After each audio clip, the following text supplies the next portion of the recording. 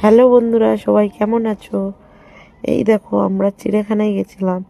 তো চিড়িয়াখানায় যাওয়ার পরে এই যে বাঘ মামা দেখছো, ওহ, বাঘ মামা তো মনে করছে এত মানুষ যখন আমাকে দেখতে এসছে, আমি তো সেলিব্রিটি মানুষ।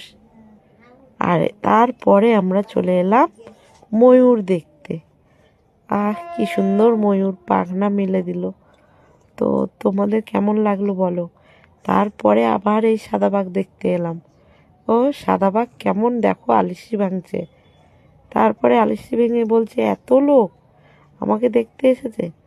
তখন ও খুশিতে কাঁদে করছে। তারপরে চলে এলাম সিংহ দেখতে, কিন্তু সিংহর দেখা নেই, সিংহি মাসির দেখা। তো সিংহি মাসিকে দেখে নিয়ে হাতির কাছে চলে এলাম। হাতি মেশো আর হাতি মাসি কি সুখে ঘুরে বেড়াচ্ছে দেখো। আহা হা হা। তারপরে চলে এলাম হরিণ দেখতে। হরিণ তো আর কি বলি, ওই যে দূরে দেখা যাচ্ছে হরিণ ভাই, ও তো জল খেতে যাচ্ছে। আর এই হরিণ বোনটা শুয়ে না থাকতে থাকতে চলে এসেছে। কি করবে, শুয়ে থাকতে পারলো না বেচারি। আর ওই যে দূরে একটা হরিণ দাদু, ওটা ওই হরিণ দাদুর দেখো অনেক বয়স হয়েছে, যার কি না পুরো মাথায় শিং গজিয়ে গেছে ভর্তি হয়ে। তারপরে আমরা আবার চলে যাব কুমির দেখতে। তো কুমির দেখতে এসে দেখি কুমির তো নড়াচড়া করে না, আরে নড়ো। তারপরে চলে এলাম বাঁদর মামা দেখতে। আরে, বাঁদর মামা তো এ ডাল থেকে ও ডালে নেচে বেড়াচ্ছে।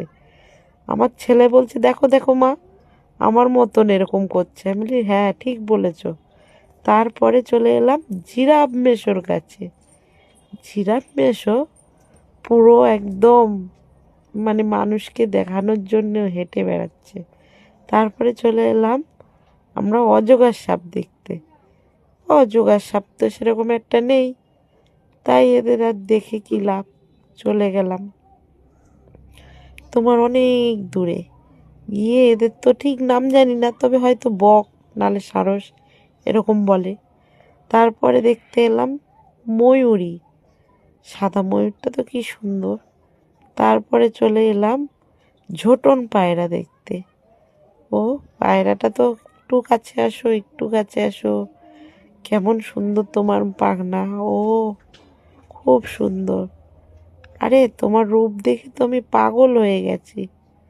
চলো, সৌন্দর্য ময়ূর, ময়ূর তো আমরা সবাই ভালোবাসি, কেই না ভালোবাসি।